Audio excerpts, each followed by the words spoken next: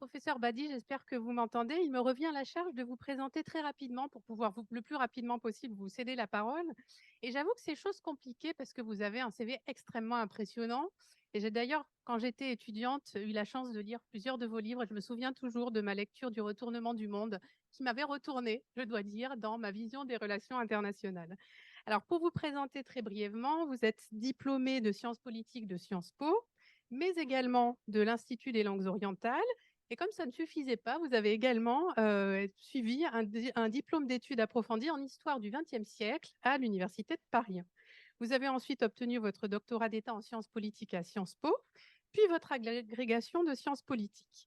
Vous êtes professeur des universités à Sciences Po Paris et désormais professeur émérite de cette même vénérable institution. Spécialiste de sociologie des relations internationales et en particulier de multilatéralisme, vous êtes aussi l'auteur d'une activité éditoriale très intense, très importante, puisque vous avez dirigé les presses de Sciences Po pendant près de 10 ans, entre 1994 et 2003. Et puis, vous avez également été, de février 2002 à juin 2006, directeur du Centre Rotary d'études internationales sur la paix et la résolution des conflits. Et vous êtes membre du comité exécutif de l'Association internationale de sciences politiques et puis du conseil de l'Association française de sciences politiques. Vous dirigez enfin également avec Dominique Vidal une collection qui est très appréciée, je pense, à la fois des étudiants et des praticiens, qui s'appelle L'État du monde, qui depuis 2010 permet chaque année de publier un ouvrage collectif sur l'état des relations internationales dans le monde actuel. Alors, je ne pouvais pas citer tous vos titres parce qu'il y en a trop pour tenir dans l'espace des 5 minutes, mais vous êtes l'auteur de plus d'une quarantaine d'ouvrages. Et pour ne citer que quelques titres, et puis nous aurons le plaisir tout à l'heure, à l'issue de votre prise de parole, d'écouter également ce que vous souhaitez communiquer avec nous sur votre dernier ouvrage, j'ai quand même envie d'en citer quelques-uns, comme notamment les puissances mondialisées, publiées en 2021, qui permettent de redéfinir la notion de puissance. J'ai beaucoup aimé, à titre personnel, Nous ne sommes plus seuls au monde, qui permet là encore de décloisonner la façon de voir les relations internationales, de comprendre les relations internationales en introduisant l'élément de l'altérité. Le temps des humiliés également. La diplomatie de connivence, qui est un ouvrage que je recommande vraiment à tous les étudiants, qui est tout à fait d'actualité avec ce qui se passe actuellement au Conseil de sécurité. L'impuissance de la puissance. Bref, vous l'avez compris, le professeur Badi est l'auteur d'une bibliographie énorme. Et donc, sans plus tarder, je lui cède la place pour une intervention sur la thématique de la sécurité pour le monde de demain. Merci beaucoup, professeur. Merci à vous, merci de ces mots très, très aimables, très amicaux, très collégiaux d'introduction. Pardon à toutes et à tous de ne pas être physiquement présent. Je me bats suffisamment pour promouvoir l'humanisme, pour avoir des réserves quant à cette forme de communication virtuelle. J'aurais préféré être parmi vous, mais je me suis aperçu que la chose était quasiment impossible. Alors, on m'a demandé pour ouvrir cette session, et je suis très honoré de pouvoir le faire, de traiter de la sécurité pour un monde de demain. Vous savez, le politiste a peur de ce mot demain, puisque nous ne sommes pas des prévisionnistes, comme on dit à la météorologie, et je me contenterai de faire un diagnostic sur aujourd'hui, ce qui est déjà pas mal. Je crois qu'un diagnostic serein sur aujourd'hui, les questions de sécurité aujourd'hui, dans cette ambiance de conflits russo-ukrainiens, mais aussi de conflits sahéliens qu'on a un peu tendance à oublier, du conflit congolais, de la Corne de l'Afrique, du Yémen, du Syrie, de l'Irak, le lendemain du conflit afghan, d'essayer de faire un diagnostic de ce que sécurité veut dire aujourd'hui au XXIe siècle, à l'aube du troisième millénaire. Et je vous prie, mesdames et messieurs, de vous méfier de ces formules à la mode, tellement utilisées, non seulement dans les médias, mais aussi dans les chancelleries, dans le discours politique, qui parlent un peu comme cette chanson de Ketty en 1938 de l'éternel retour. L'histoire n'offre pas d'aller-retour. L'histoire n'offre que des allers simples. Et je suis toujours troublé et souvent en colère lorsque on me parle de retour de la guerre comme si elle était partie, de retour de la guerre froide, de retour des nations, de retour de la puissance, de retour des frontières, de retour des blocs. Il n'y a pas de retour en histoire. Et poser même l'hypothèse d'un retour, c'est s'assurer que l'on va avoir tout faux dans les conclusions que l'on va apporter. Ce qui est important, c'est au contraire de rechercher l'inédit. Et notamment ce conflit russo-ukrainien dont je parlerai peut-être plus en détail dans la deuxième partie de ma conférence, n'est pas un conflit tel que nous les connaissons et tel que nos manuels d'histoire nous les livrent. La guerre russo-ukrainienne est une guerre inédite, qui n'a pas son pareil. Et donc, les leçons du passé nous interdisent de projeter des conjectures sur ce qui sera demain le sort de l'Europe et plus particulièrement de l'Europe du Sud-Est.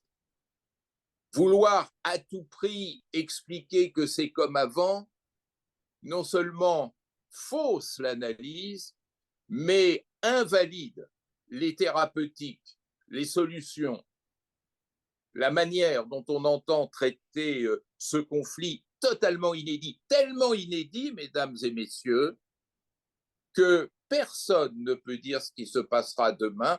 Nous n'avons pas de précédent pour nous renseigner sur la dynamique de ces formes conflictuelles. Et donc, il faut plus que jamais se méfier de notre culture de la sécurité. Cette culture de la sécurité dont nous sommes les héritiers, elle a été forgée au lendemain de la Renaissance, à l'aube des États-nations, qu'on n'appelait encore même pas États-nations, mais souverains, tout simplement. Et il faut se reporter aux philosophes qui, en Europe, a inventé notre modernité politique et notre modernité internationale, l'anglais Thomas Hobbes. Et vous savez, je ne vous ferai pas l'injure de résumer la thèse de Hobbes. D'ailleurs, il faudrait y mettre du temps car elle est plus complexe qu'on ne le dit. Mais Hobbes, lorsqu'il parle des souverains, nous explique que ceux-ci ont entre eux des relations de gladiateurs. C'est une formule célèbre, déterminante de plusieurs siècles d'histoire.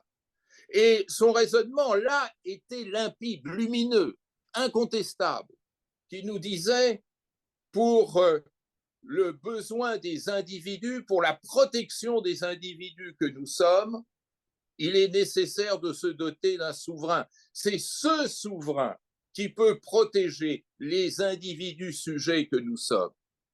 Et si la condition même de cette sécurité intérieure, c'est la souveraineté, alors les souverains sont entre eux dans une situation de jungle permanente.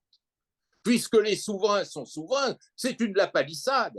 Puisque les souverains sont souverains, ils ne sont soumis à aucune loi commune, et s'il intervient un différend entre États, eh bien, ce différend ne peut être réglé que par la guerre. C'est une vision extrêmement forte, puisqu'elle a introduit dans notre grammaire politique cette idée terrible, quand on y songe, que la guerre est fonctionnelle, que c'est le seul moyen dont disposent les États, qu'on appelait seulement à l'époque les souverains, de régler leurs problèmes.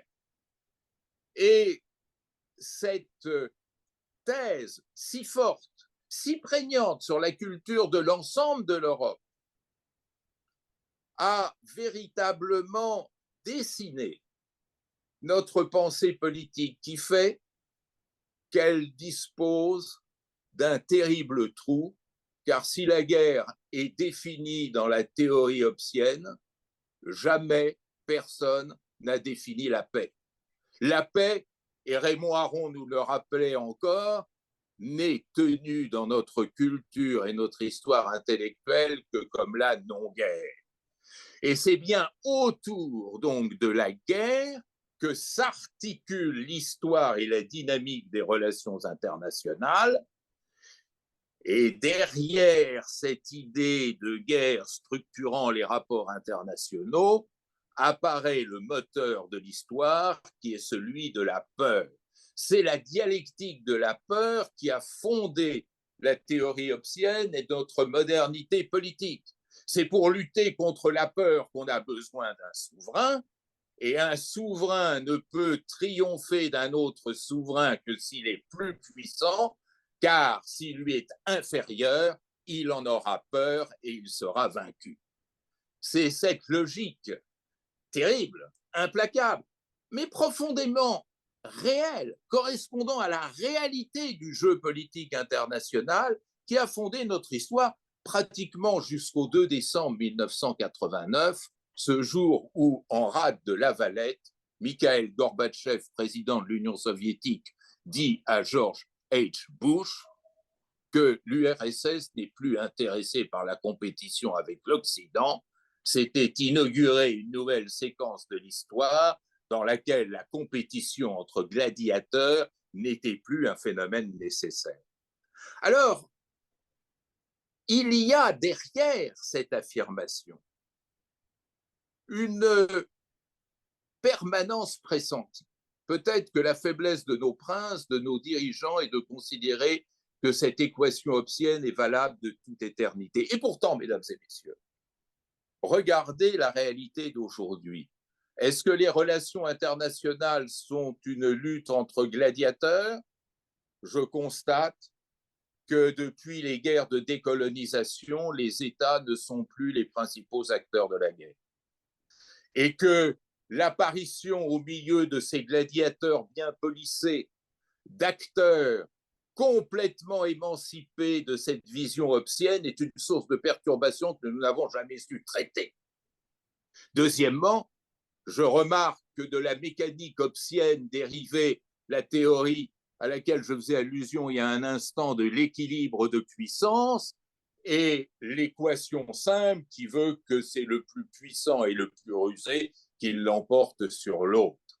Aujourd'hui, que constatons-nous? Depuis 1945, les guerres ou ne sont gagnées par personne ou sont remportées par le plus faible.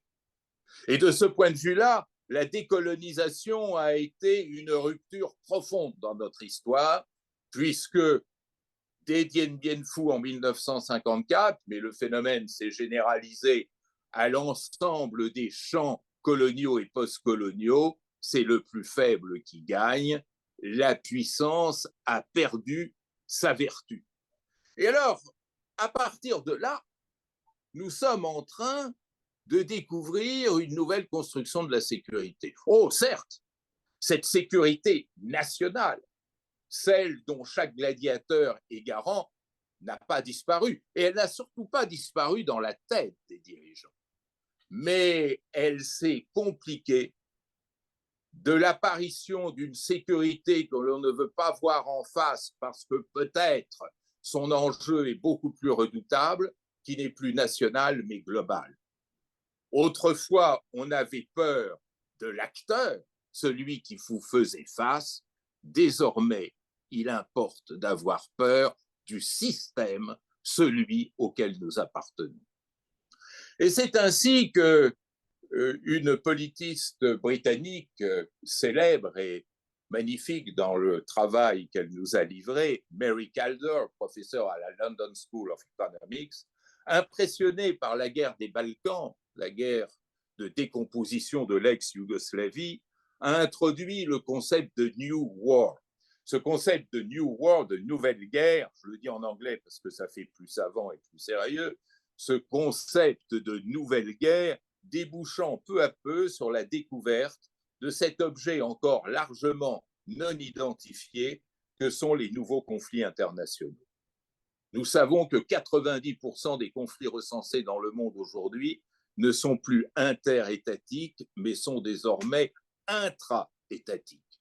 Autrement dit, les conflits ne sont plus des conflits entre gladiateurs, mais, si vous me permettez l'image un peu pompier, à l'intérieur de chaque gladiateur. Et sous l'effet et sous le jeu, sous l'emprise d'intrus, dont on ne connaît pas bien encore le code de comportement.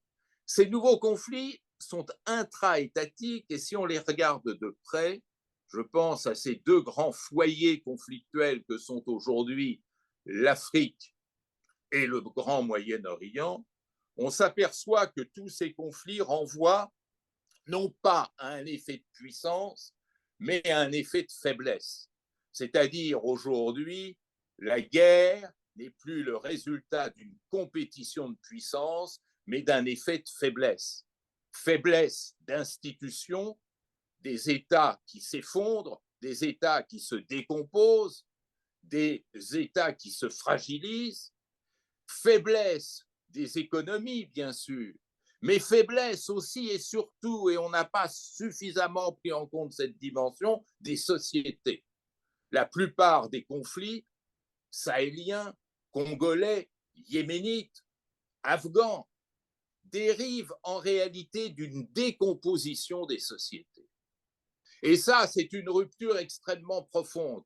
Notre logiciel, notre intelligence, notre culture nous amène à poser comme synonyme guerre et compétition de puissance, alors qu'il va falloir apprendre à mettre en perspective guerre, faiblesse, décomposition des institutions et des sociétés. Cette mise en échec de la puissance est d'autant plus redoutable que la puissance a pendant des siècles fonctionné contre la puissance. Il fallait que l'une soit supérieure à l'autre ou soit aidée de l'appoint de la ruse pour triompher. Aujourd'hui, ce que l'on constate, c'est que la puissance ne peut pas grand-chose contre la faiblesse, que le canon fonctionne contre le canon, mais qu'il a du mal à fonctionner contre des lambeaux de société. Mais derrière ce phénomène apparaît tout un ensemble de paramètres nouveaux qui sont gages de cette sécurité nouvelle que j'appelais sécurité globale. La sécurité, désormais, est un phénomène systémique. Elle est liée au système et non plus à l'acteur.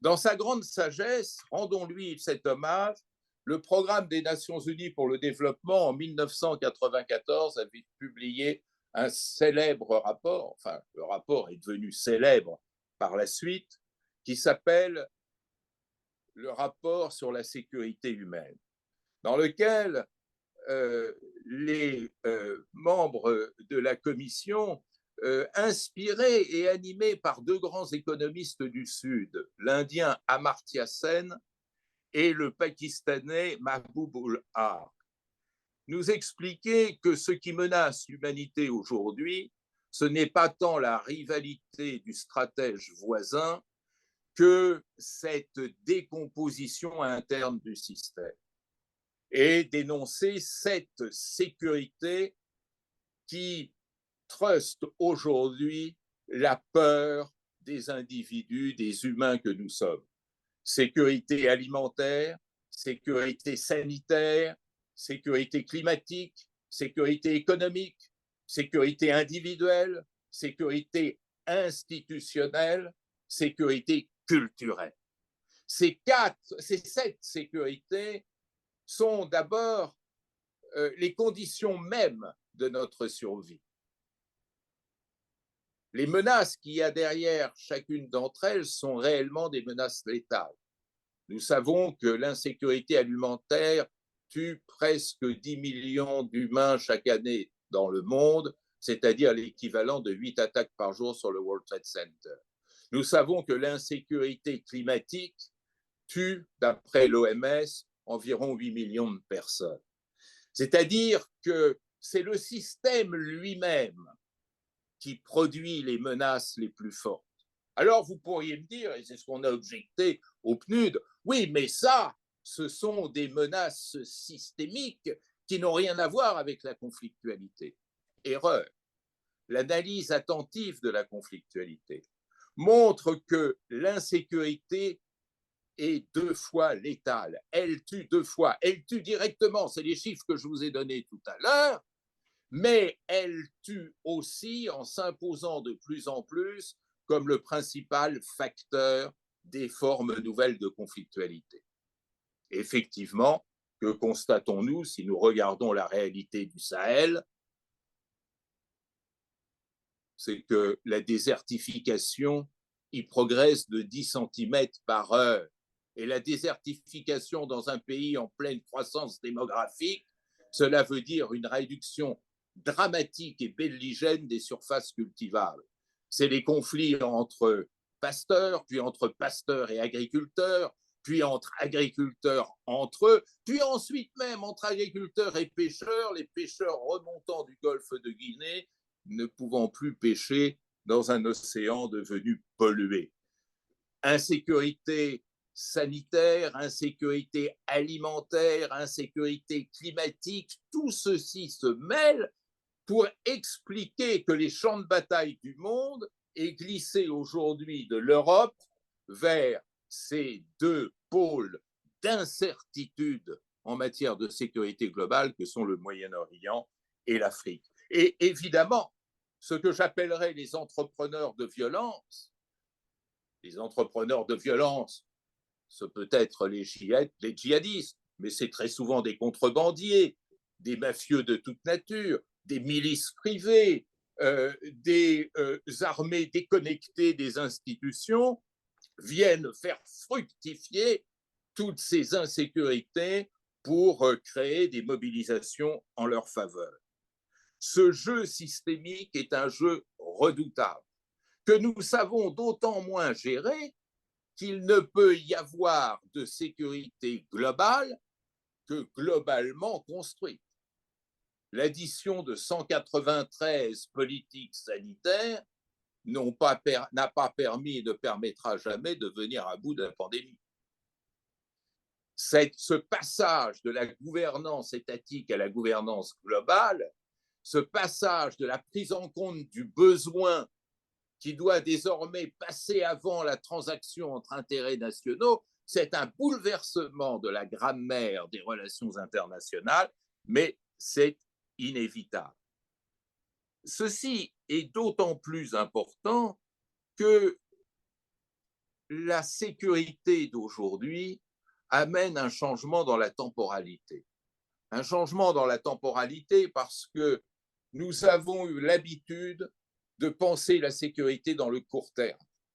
Tout ce qui relève de la sécurité obsienne appartient à l'événement, à la menace, au jeu du stratège auquel il faut opposer une autre stratégie.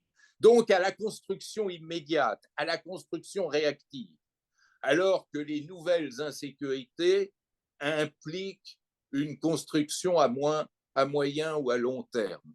Ce que nous ne savons pas faire, nous n'avons pas encore réussi à caler la rationalité politique sur le moyen et long terme. C'est normal. Un acteur politique est quelqu'un qui pense soit à se faire réélire, soit, s'il est dictateur, à assurer sa survie dans l'État dont il a la charge.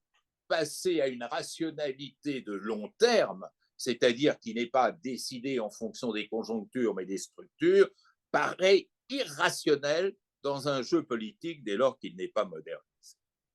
Alors, évidemment, je sens des ondes, même virtuelles, venir jusqu'à moi, où vous dites, mais l'Ukraine dans tout ça a totalement invalidé ce que le professeur Nimbus et le professeur Tournesol ont pu élaborer ces dernières années en matière de réflexion sécuritaire.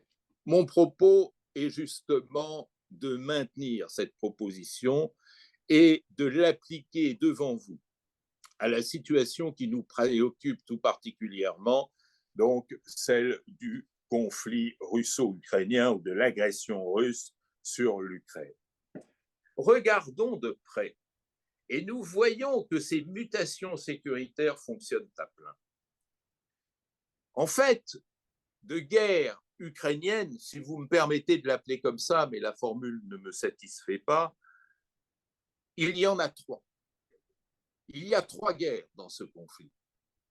une guerre militaire, une guerre sociale, une guerre mondialisée. Nous n'avons vu d'abord que la première, la guerre militaire. Et en bon disciple de Hobbes, cette guerre militaire déclenchée le 24 février nous a fait peur. Le rapport de puissance était évident.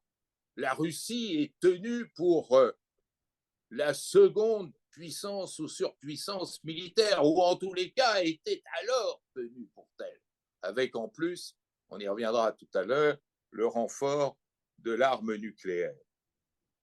Et cette peur hobbesienne était tellement marquée que même les mieux renseignés du monde, les États-Unis, ont immédiatement conseillé à M. Zelensky de quitter Kiev pour aller s'installer à l'extrême ouest de l'Ukraine en sécurité. Pourquoi? Parce que le jeu hobbesien faisait qu'il n'y avait aucun doute, Kiev allait être occupé en quelques jours par l'armée russe, exactement comme Prague l'avait été par l'armée soviétique en août 1968.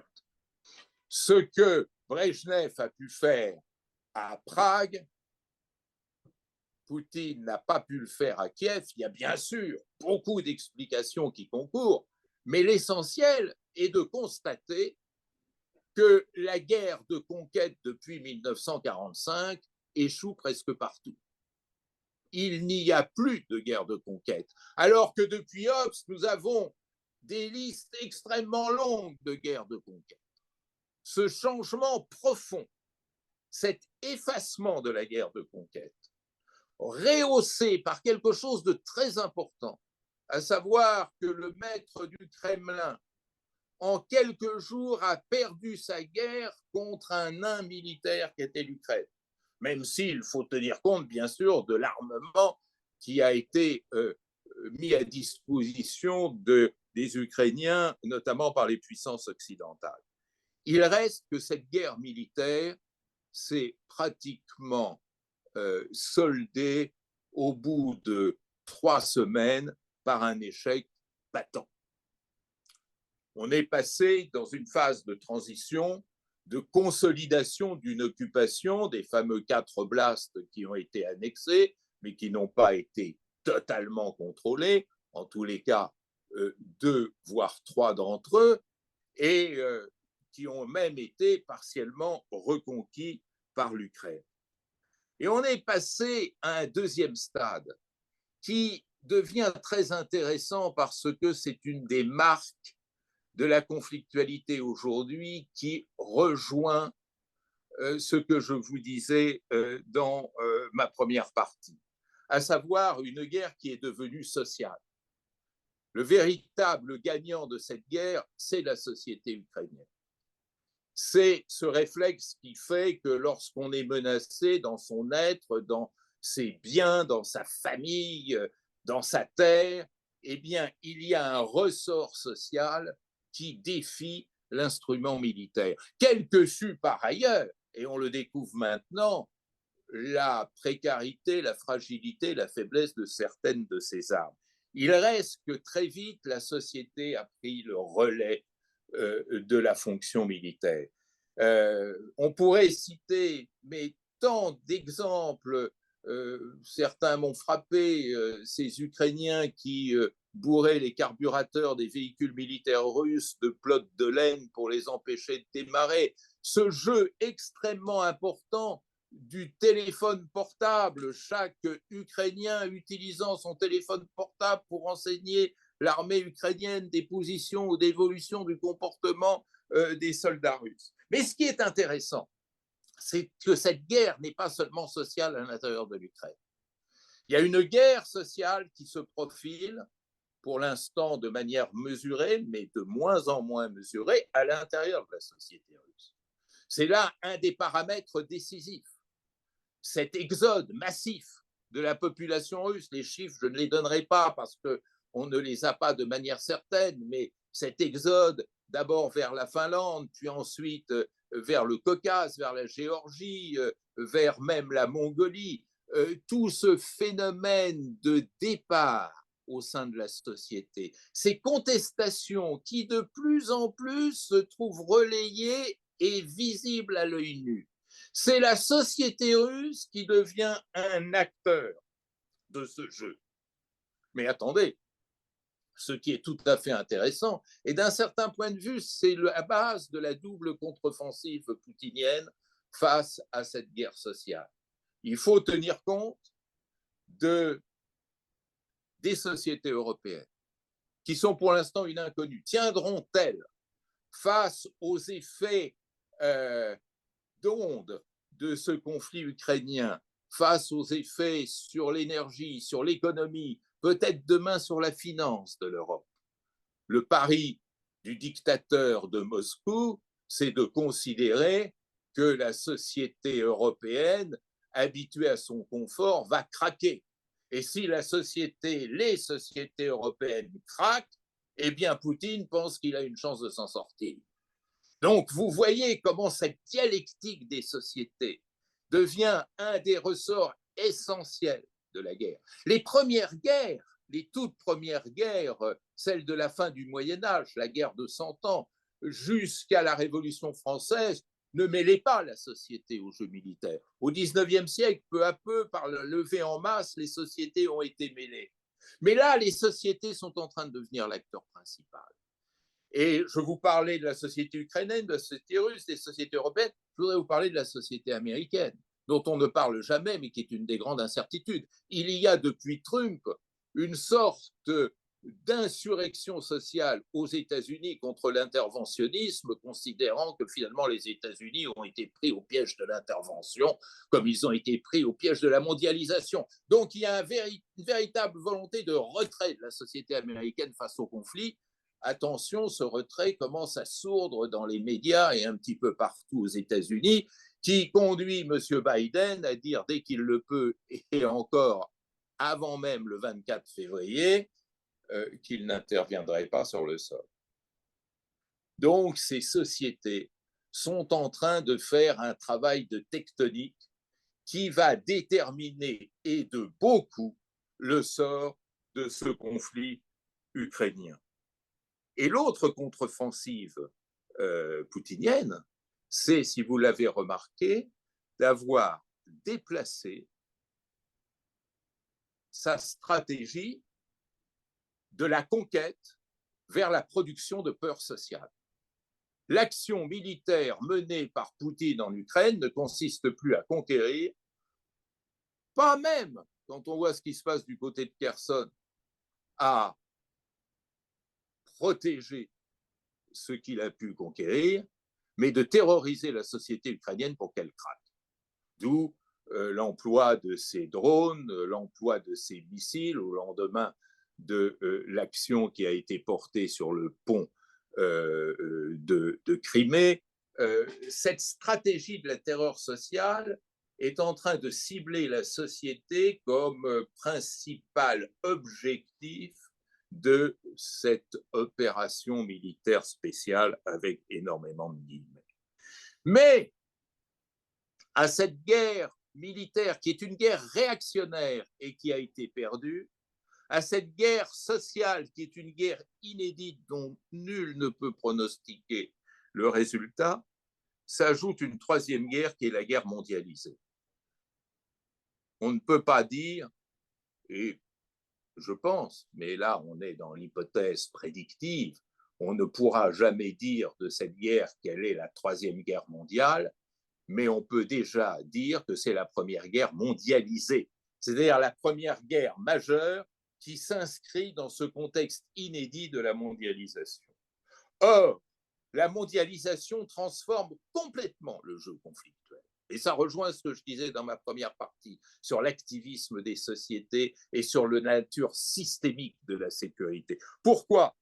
Eh bien, parce que le propre de cette guerre, c'est que dès le premier jour, dès le 24 février, on a vu peu à peu que celle-ci affectait directement l'ensemble des 193 pays membres des Nations Unies. Cette guerre inquiète autant peut-être moins, en Zambie, en Bolivie ou en Corée qu'en Pologne ou dans les États baltes. Et ça, c'est quelque chose qu'on n'a jamais vu dans l'histoire. C'est-à-dire la découverte par l'ensemble de l'humanité, comme c'est l'ensemble de l'humanité qui a découvert le Covid, la découverte cette fois-ci par l'ensemble de l'humanité qu'un conflit situé au sud-est de l'Europe pouvait avoir des répercussions meurtrières et mortifères sur l'ensemble de la planète. À travers quoi? Eh bien, à travers le dérèglement énergétique, le dérèglement alimentaire, le dérèglement commercial, peut-être le dérèglement de l'économie mondiale. On ne sait pas quelle récession réelle nous attend, mais regardez aussi dans une autre direction le dérèglement financier. Peut-être que l'un des effets de cette guerre va être de nous amener à une dédollarisation de l'économie mondiale et à la substitution d'une nouvelle monnaie d'échange qui pourrait être, par exemple, contrôlée par les BRICS. Donc, c'est une équation qui donne le vertige et qui montre ces faces nouvelles de l'insécurité, qui montre la globalité de l'insécurité et de la menace. Alors, juste puisque nous nous rapprochons de la fin, comment le mécanisme s'enclenche? C'est très intéressant. Il y a eu, je pense, je le maintiens, vous savez que je suis plutôt un esprit critique, beaucoup d'intelligence de la part des puissances occidentales lorsqu'elles ont voulu répondre à l'agression russe, non pas par des sanctions, j'estime que le mot est impropre et complètement galvaudé parce qu'on ne peut pas assimiler la politique menée à l'encontre de la Russie aux sanctions autrefois prises à l'encontre de Cuba, de l'Iran ou de la Corée du Nord, ça n'a rien à voir. Ce n'est pas de sanctions que je parlerai. C'est une carte extrêmement intelligente et extrêmement lucide de ce qu'est la mondialisation aujourd'hui, qui est la carte de l'exclusion. Monsieur Poutine, si tu ne te comportes pas convenablement, on te vire du monde. C'est-à-dire une exclusion qui, bien entendu, apparaît immédiatement comme une exclusion économique, mais qui est aussi une exclusion culturelle, une exclusion médiatique, une exclusion sportive.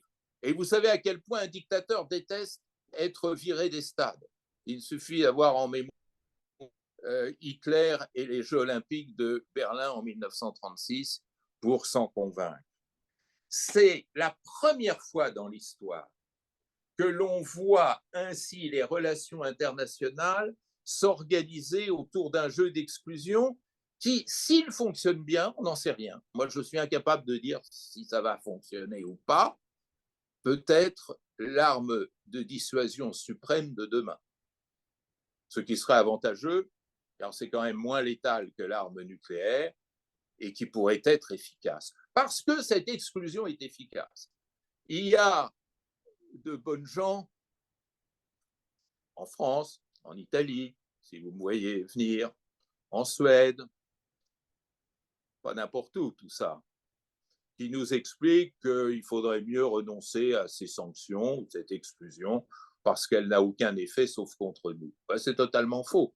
Vous savez que 40% du PIB russe dépend des entreprises étrangères implantées sur son sol. Et en ce moment, le retrait de ces entreprises étrangères est quelque chose d'extraordinairement douloureux pour l'économie russe. De même que c'est l'industrie de haute technologie, l'industrie d'armement qui se trouve touchée et affectée. Donc c'est une véritable force de frappe. Et lorsqu'elle s'étend aux autres secteurs de la mondialisation, elle devient d'autant plus redoutable. Sauf que Poutine a bien compris l'affaire et sur un point l'a mieux compris que nous. Il a bien compris qu'il pouvait miser déjà sur l'effet boomerang, c'est-à-dire exclure quelqu'un risque de s'exclure soi-même. Alors nous en avons fait la douloureuse expérience à travers la question énergétique, ce qui prouve que la diplomatie européenne de la fin du XXe siècle était absurde, que de ne donner aucun statut politique à la Russie tout en se rendant dépendant des sources énergétiques venues de Russie. Je veux dire, comme bêtise, le jour où il y aura un prix Nobel pour cette discipline, il est difficile de faire mieux. Bon. Et donc, Poutine joue là-dessus, l'effet boomerang. Et cet effet boomerang, nous le vivons à travers l'énergie, mais nous le vivons peut-être à travers d'une triple crise économique, sociale et institutionnelle qui nous menace. Donc, c'est pour ça que les jeux sont ouverts. Mais c'est ça l'insécurité aujourd'hui. C'est cette dialectique, cet effet systémique sur lequel, à nouveau, j'attire votre attention. Nous sommes prisonniers d'un système. Nous ne nous adressons plus tellement à un acteur. Ce n'est pas l'acteur Poutine qui compte dans ce conflit, c'est l'acteur système, si je puis m'exprimer ainsi. C'est la pression du système, les effets systémiques. Et puis, et je termine là-dessus, Poutine a joué une carte que nous ne savons pas jouer et qui est extrêmement habile. Il faut reconnaître que le diable n'est pas seulement dans les détails, mais souvent dans le dictateur lui-même. Poutine a compris que dans la mondialisation, les alliances pérennes et organisées étaient plus des carcans que des instruments efficaces. Ce qu'il a réussi à faire pour contenir le jeu d'exclusion qui risquait de l'étouffer, c'est de construire des connivences ponctuelles, non pas des alliances durables.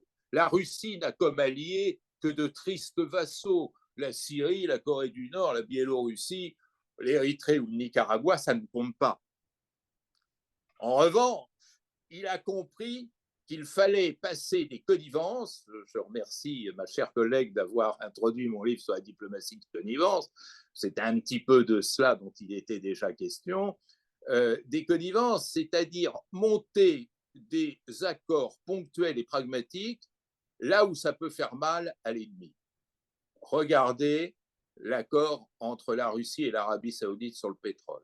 Regardez l'accord entre la Russie et les Émirats arabes unis. Regardez l'accord tacite entre la Russie et Israël, qui a bien expliqué qu'elle ne livrerait jamais d'armes à l'Ukraine parce qu'elle cherche à obtenir de la Russie le droit d'aller bombarder les positions du Hezbollah en sud de Syrie, c'est-à-dire avec la permission tacite du protecteur russe. Regardez ces connivences tacites, c'est incroyable. Entre Poutine et Erdogan. Tout les sépare, ils sont d'accord sur rien, ni sur la Libye, ni sur le Caucase, ni sur l'Ukraine, ni sur la Syrie, et pourtant ils passent leur temps à faire comme larron en foire. Vous savez que la connivence, c'est lié au larron en foire. Eh bien, c'est exactement cela. Et on pourrait continuer à citer des pays bienveillants avec l'Occident, comme le Pakistan, allié de l'Occident, mais qui s'est abstenu, lors du dernier vote à l'Assemblée générale des Nations unies. On pourrait surtout voir, et ça me fend le cœur, ces drapeaux russes flotter dans le vent burkinabé, centrafricain ou malien. Tout ceci, c'est le résultat de notre cécité, de notre volonté naïve de pérenniser des politiques sécuritaires de tutelle avec l'Afrique, là où il fallait construire des partenariats qui auraient davantage intéressé l'Afrique. Vous savez, il y a un proverbe persan qui dit « Asmas barmast », c'est-à-dire « ce qui nous arrive, c'est à nous que nous le devons ». C'est exactement cela. Bon. Et donc, ce qui m'inquiète le plus, c'est que conscient de cette nouvelle équation, Poutine est en train de déployer un jeu de diplomatie fluide qui met en échec la Bastille otanesque qui, loin de nous protéger, crée chez les autres, notamment dans le Sud, un sentiment d'inquiétude crédibilisant la propagande poutiniste qui fait valoir que l'Occident n'a qu'une envie, c'est de dominer tout le monde. Eh bien, je termine et je conclus en disant il nous faut changer de millénaire. Nous sommes encore au second millénaire alors que nous avons franchi le seuil du troisième depuis déjà 22 ans. Il faut regarder cette sécurité globale en face. Il faut regarder ses effets systémiques en face. Il faut arrêter de faire confiance à l'équilibre de puissance. Il faut comprendre que la faiblesse est devenue une composante essentielle du jeu international. Il faut savoir que ce ne sont plus les États qui déterminent le sort du monde, qu'aujourd'hui, le social court plus vite que le politique. Je vous remercie.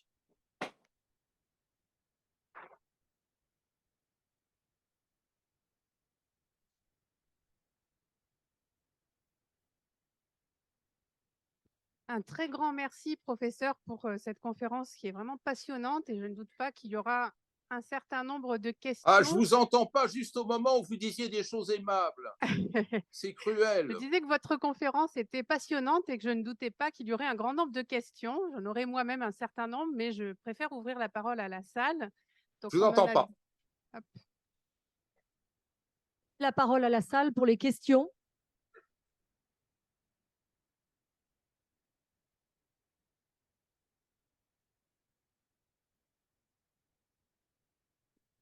Merci, professeur, pour ce topo. Ma question est, vous avez parlé de système. En aucun cas, vous avez parlé de culturel, par exemple, et de racines profondes qu'on accepte ou qu'on n'accepte pas et qui peuvent effectivement venir, là aussi, jouer trouble jeu dans les relations internationales. Oui, je vous remercie de cette question.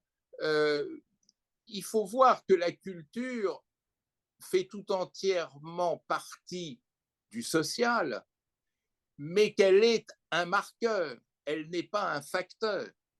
La mise en avant, et c'est là la grande erreur de M. Huntington, c'est que lorsque aujourd'hui on met en avant les cultures, quand on met en avant ce que Huntington appelle les civilisations, ce ne sont pas des facteurs de guerre, mais ce sont des emblèmes de conflictualité.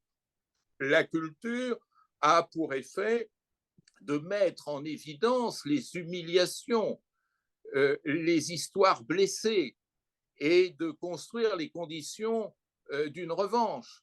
Le djihadisme, contrairement à ce qu'ont dit certains, ne vient pas de l'islam. Le djihadisme, c'est une pratique politique qui cherche à emblématiser l'islam pour mobiliser et pour marquer la différence et pour marquer le rejet d'une domination dont on ne veut plus. Faut faire attention à placer les facteurs dans l'ordre parce que sinon, et c'est un petit peu, je dirais, la grande faiblesse de celles et ceux qui stigmatisent l'islam dans le monde actuel, ils ne font que blesser davantage ceux qui se reconnaissent en cette religion et d'occulter d'autant les vrais facteurs de conflictualité qui sont à retrouver ailleurs, à travers des effets de domination, à travers des effets de frustration, à travers des effets d'humiliation, mais certainement pas comme élément moteur de la conflictualité. Les religions, elles sont faites pour s'entendre. Hein. C'est en tous les cas ce que les hommes de foi ne cessent de répéter, je crois, à juste titre.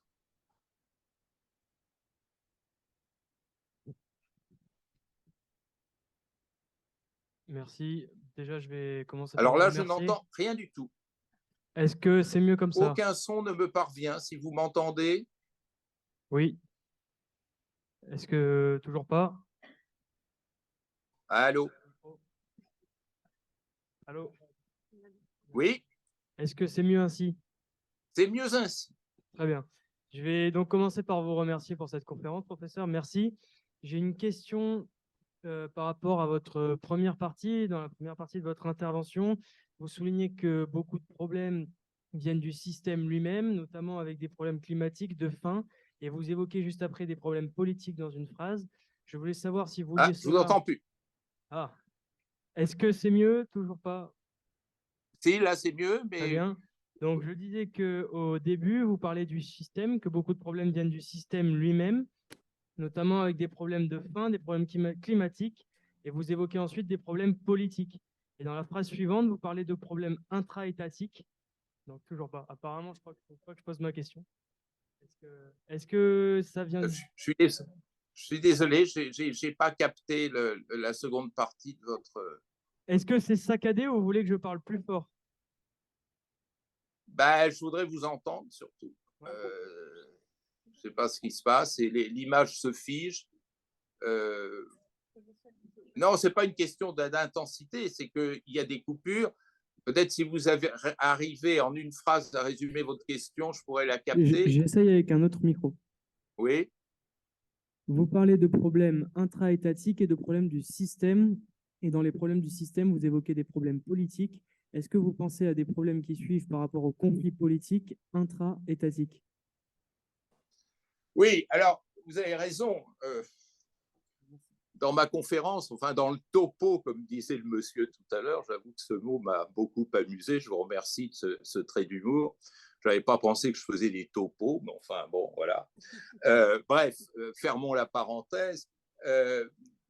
Il faut bien comprendre ce que représente une crise politique, que d'ailleurs le PNUD avait lui-même diagnostiqué comme insécurité humaine, c'est-à-dire l'idée que finalement, il y a une insécurité politique qui est de nature institutionnelle. Nous sommes dans un contexte d'une menace grave qui est la perte de crédibilité des institutions un peu partout dans le monde. Et ça, c'est un phénomène unique dans notre histoire.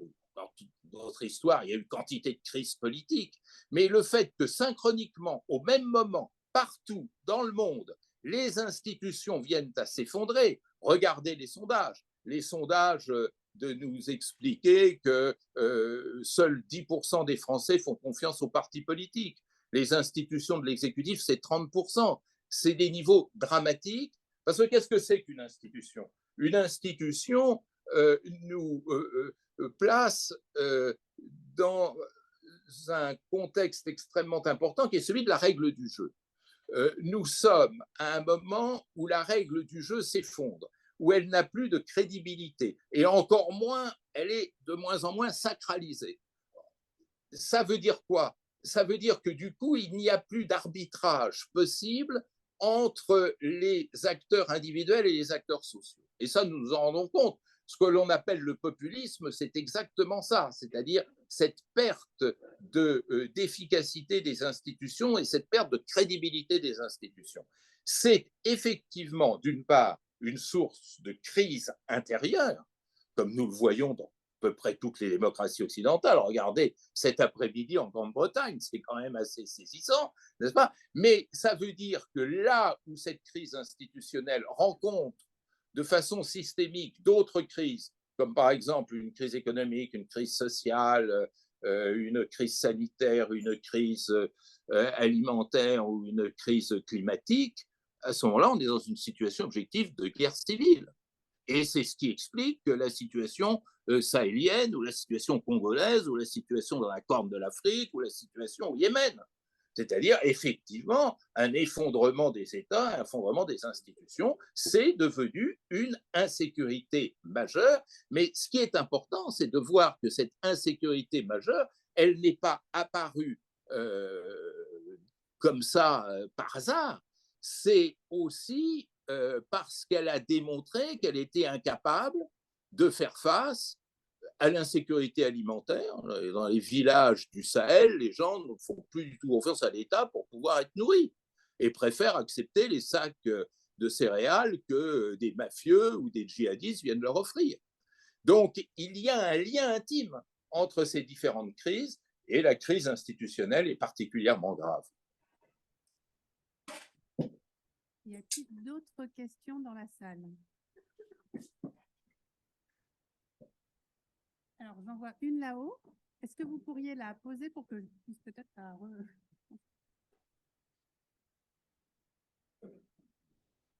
Oui.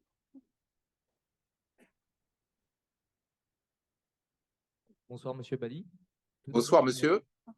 tout d'abord, je tiens à vous remercier pour la conférence et j'ai une question qui touche eh bien, à ce que vous avez dit à propos de la guerre sociale en Ukraine. Vous avez dit que désormais, eh bien, Ah, je vous entends plus à nouveau, je suis désolé. est-ce mieux? Et là, l'image se bloque.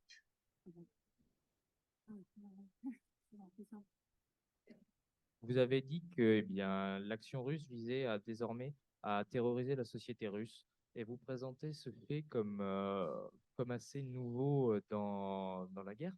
Mais est-ce que ce n'est pas déjà le cas depuis 1940 et le Blitz allemand sur Londres ou la campagne de bombardement des Alliés sur l'Allemagne entre 1943 et 1945 qui vise notamment les villes et peu les infrastructures militaires et économiques? Est-ce que vous avez pu entendre la question en tout ou partie, professeur, ou pas du tout?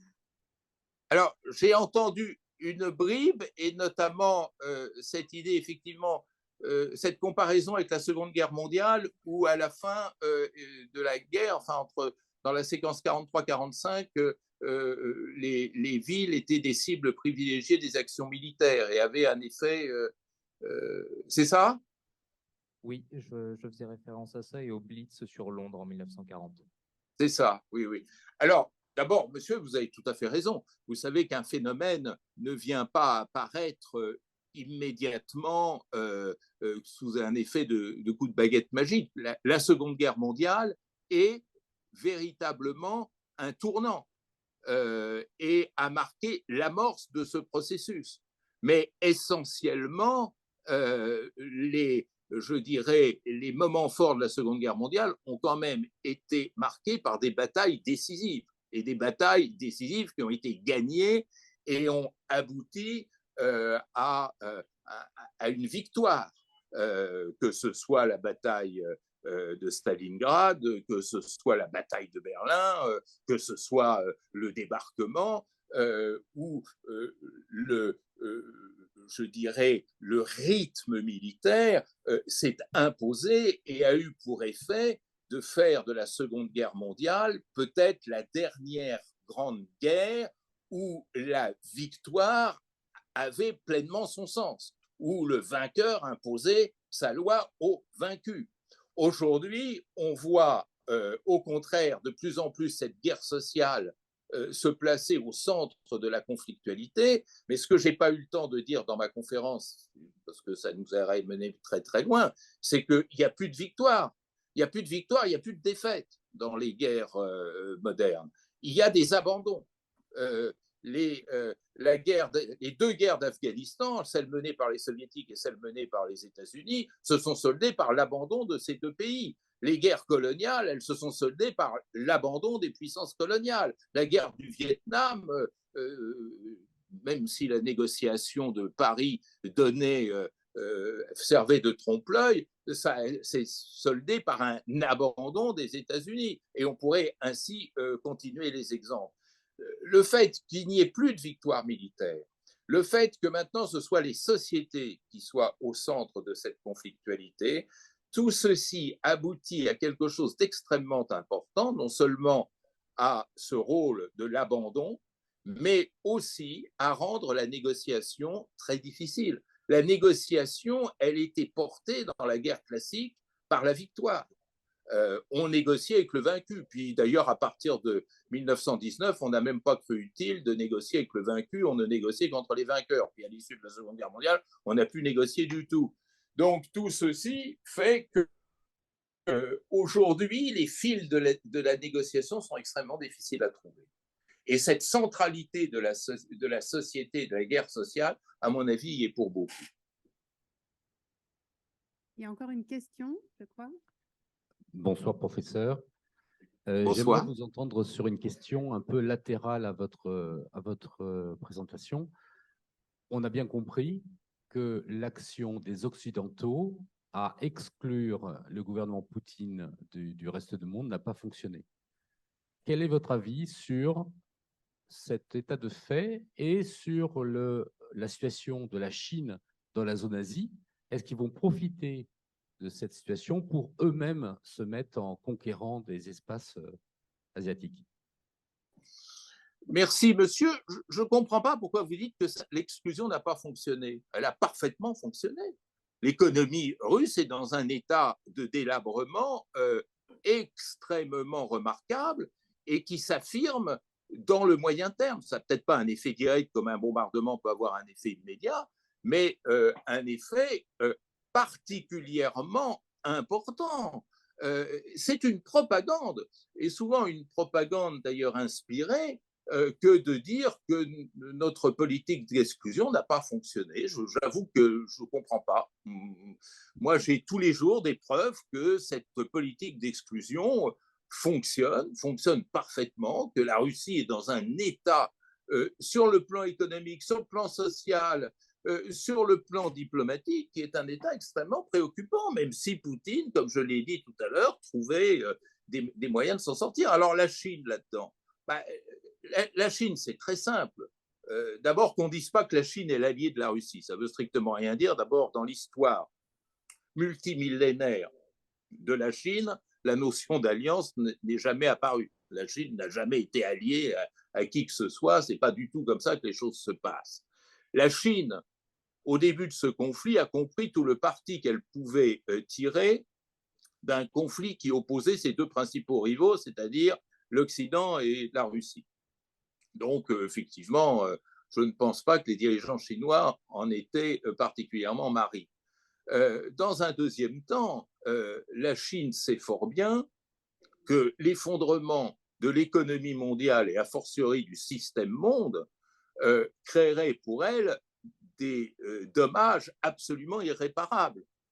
L'économie chinoise dépend totalement de l'économie mondiale, parce que le miracle chinois, c'est le miracle de ses exportations. Si on n'achète plus, ou s'il n'y a plus d'économie mondiale, bah, évidemment, tout ça se trouve totalement ruiné. Et donc, la Chine, dans cette affaire, n'a absolument pas intérêt à ce que la Russie aille trop loin dans son agression contre l'Ukraine, d'autant que la Chine joue du principe de l'intégrité territoriale et du principe de souveraineté comme principe organisateur, structurant de sa propre diplomatie pour des raisons absolument évidentes.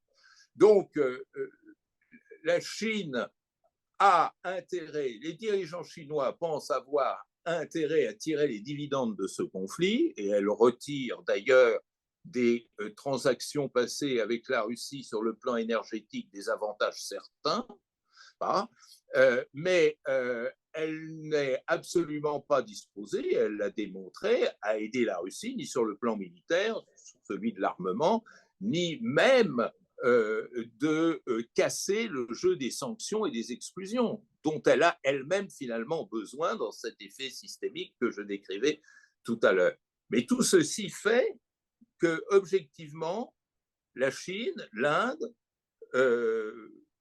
ces pays afro-asiatiques qui se sont abstenus et qui représentent à peu près la moitié de l'humanité, il ne faut quand même pas l'oublier, ils sont 35, enfin un peu plus de 35, parce qu'il y a des pays qui n'ont pas pris part au vote, donc ils sont en fait 49 à ne pas avoir voté la condamnation de la Russie, sont en train de se construire en point d'équilibre dans le système mondial, non pas en médiateur, parce que je ne pense pas qu'il n'y aura jamais une médiation, mais en tous les cas, c'est eux qui peuvent décider où, vers quoi penchera la balance de demain.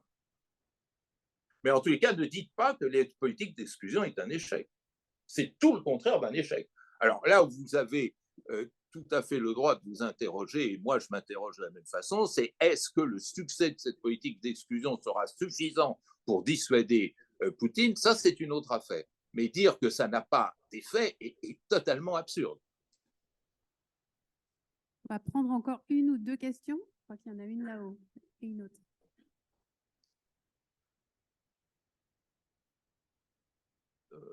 Bonsoir et je vous remercie pour cette conférence qui était tout à fait passionnante. Du coup, ma question c'est est-ce que vous pensez que parfois l'implantation un peu artificielle la construction un peu artificielle de pays, notamment en Afrique, où il n'y a pas vraiment une notion d'État-nation, disons, beaucoup plus westphalien dans l'histoire de ces ça y est, ça a pays. coupé. Vous m'entendez? Oui, Ces structures étatiques qui sont héritées de la colonisation dans ces pays africains, qui oui. n'ont pas vraiment parfois de racines dans l'histoire de ces pays, est-ce que ce n'est pas aussi un motif de fragilisation de ces différents pays, comme par exemple la Centrafrique ou les pays sahéliens? Ah, vous avez totalement raison.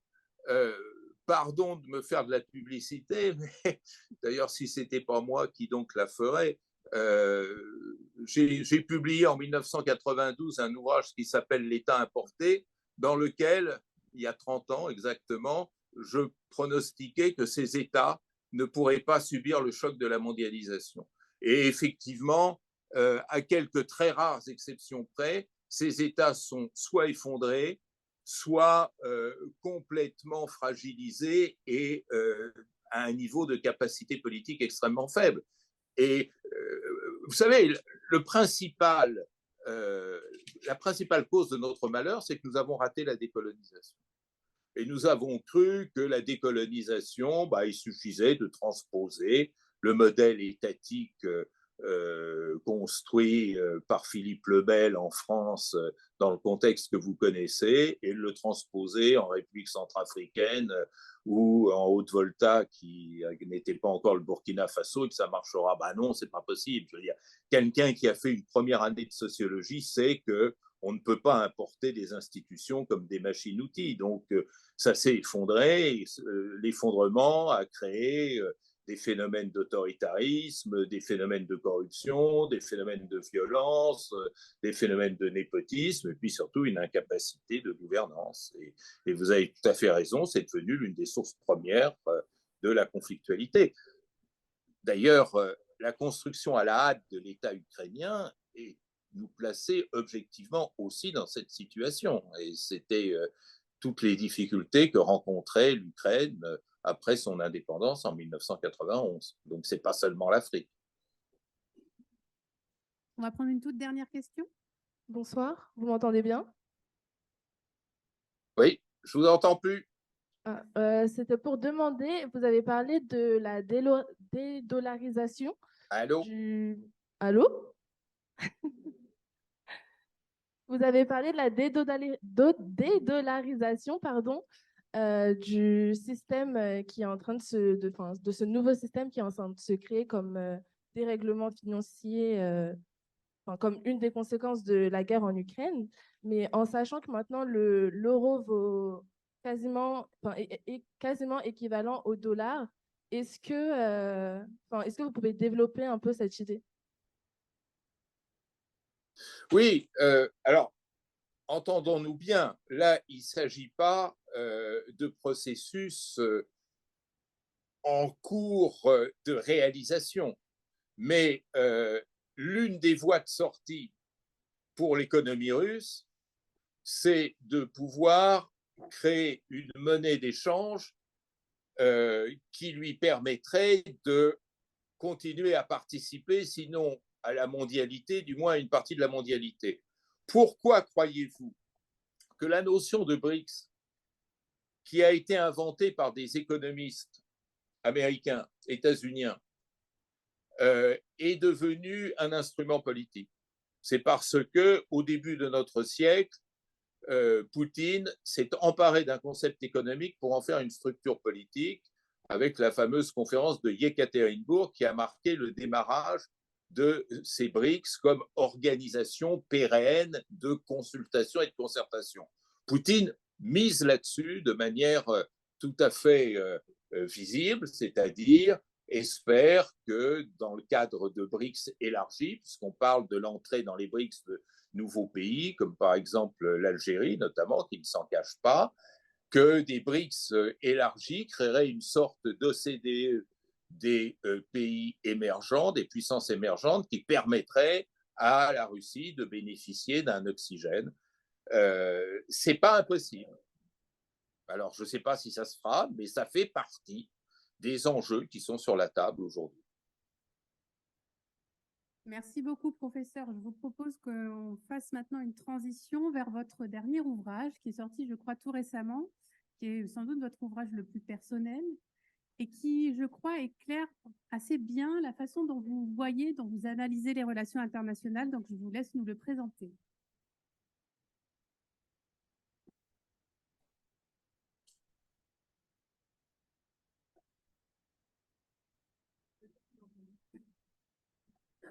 Allô? Oui. Est-ce que vous m'entendez? Allô? Est-ce que vous m'entendez? Là, je vous entends à nouveau, mais ça a été Très bien. figé. Donc, je vous proposais de faire maintenant une transition et de nous présenter votre dernier ouvrage qui est paru tout récemment et qui est sans doute votre ouvrage le plus personnel. Oui, je vous remercie de cette occasion que vous me fournissez. C'est vrai que c'est un ouvrage totalement différent de la cinquantaine d'autres ouvrages que j'ai eu à écrire dans, hélas, ma longue carrière. C'est la première fois que je me lance dans l'écriture d'un livre à la première personne, ce qui m'a glacé, littéralement glacé. Cet ouvrage s'appelle « Vivre deux cultures, comment peut-on être franco-persan » que j'ai publié aux éditions Odile Jacob, qui ont eu la générosité et l'audace de m'accueillir. Je suis né de la rencontre d'un jeune persan qui était venu en 1928 faire ses études de médecine en France et d'une jeune Soissonnaise qu'il a rencontrée par hasard. Mon père a fait ses études de médecine en France, il a soutenu sa thèse en 1939, on lui a demandé de rester pour tenir les services d'urgence puisque ses camarades français partaient au front et il s'est engagé dans la résistance, décoré de la Légion d'honneur pour fait de résistance par le général de Gaulle. Et le lendemain de cette belle fête, on lui a dit « maintenant tu rentres chez toi ». Et évidemment, il n'a pas voulu rentrer en Perse parce qu'entre-temps, il avait fait la connaissance de celle qui allait devenir ma mère et ils voulaient s'établir tous les deux en France, ce qui a été pour lui une longue souffrance matérielle, parce que comme il ne pouvait pas s'installer comme chirurgien, ben, la vie n'était pas facile, et une souffrance morale qui m'a révélé, moi, petit enfant, petit garçon, toute la difficulté en France d'accueillir et d'intégrer des étrangers, surtout quand ils viennent de loin, même s'ils ont participé à la résistance et risqué leur vie pour le pays. J'étais élève dans un collège religieux, puisque c'était la condition que mon grand-père maternel mettait à cette union. Et c'était pendant la guerre d'Algérie et mes camarades me traitaient du bico youpin, c'était le nom que j'avais, et me cassaient la gueule régulièrement. On me disait que c'était normal puisque j'étais pas fort en gymnastique, ce qui d'ailleurs est toujours le cas. Alors vous allez me dire, c'est une histoire très intime. Oui, c'est l'histoire de mon père ce héros, hein, parce que sa vie a été quand même ponctuée d'événements dramatiques que je voulais raconter. Mais le fond de l'histoire n'est pas là. C'est que j'ai beaucoup souffert en étant enfant de ma biculturalité. Je me considérais comme un impur, comme quelqu'un de pas normal. Et à mesure que l'âge a fait son œuvre, que je suis entré dans la vie, et je dois beaucoup à ma maison, Sciences Po, qui m'a accueilli après mai 68, je me suis aperçu que cette biculturalité qui m'avait fait tellement souffrir a été pour moi une source de richesse extraordinaire. Ça a été une source de richesse extraordinaire parce que ça m'a permis de voir le monde peut-être différemment. D'abord de me passionner pour les relations internationales, et puis pour faire mentir un peu Auguste Comte, vous vous rappelez cette phrase du grand sociologue qui disait « on ne peut pas se mettre au balcon pour se regarder passer ». Eh ben, quand j'étais à mon balcon persan, je regardais passer la société française, et quand j'étais à mon balcon français, je regardais passer la société française. Et ça m'a donné je dirais, un sens peut-être critique sur moi-même, sur ce qui était à chaque fois une des deux parties de moi-même, mais surtout, ça m'a rapproché de l'humain. J'ai vu à quel point, moi qui suis né dans un système international et qui mourrais dans un système global, à quel point, avec la mondialisation, le citoyen avait peu à peu laissé la place à l'humain. j'ai vu à travers ma multiculturalité à quel point les êtres humains, comme je le disais tout à l'heure à propos des religions, sont fondamentalement semblables et ont les mêmes besoins, les mêmes passions, les mêmes bonheurs, les mêmes malheurs. Et ça m'a incité à produire une lecture plus humaine, plus sociale, en fait sociologique des relations internationales. Ça m'a amené à la conviction que les relations internationales, c'était d'abord la science des souffrances humaines et que c'était la science du triomphe difficile, chaotant, douloureux, mais du triomphe quand même de l'humanité sur la particularité. Et voilà, je dirais, au risque de ne pas paraître très modeste, que cette subjectivation des relations internationales n'est pas un péché, que regarder les relations internationales à partir de ses expériences, à travers ses souffrances et ses joies, ses bonheurs et ses malheurs, c'est peut-être une façon de rompre avec les automatismes, avec les formules toutes faites, avec les concepts hérités de Hobbes qui a quand même maintenant 400 ans d'âge. Et c'est peut-être une façon de construire une nouvelle épistémologie de l'international. Je voudrais dire à mes amis, jeunes ou moins jeunes, qui ont une biculturalité, que c'est une chance extraordinaire. C'est une chance extraordinaire d'avoir ce regard mobile sur le monde. Et voyez, quand je me rends en Chine ou quand je me rends en Afrique, c'est deux espaces que j'aime fréquenter. Ma biculturalité m'aide à voir ces autres mondes dans leur complexité. Et qu'à une époque où ceux qui ont peur parlent pour se protéger de souches, de racines, d'identité, crachent sur le cosmopolitisme, eh bien, nous sommes en train de construire un monde cosmopolite. Et ça, c'est très fort, c'est très beau, mais il faut que ça ne se fasse pas au détriment de qui que ce soit. Et voilà le sens du message. Merci beaucoup, professeur.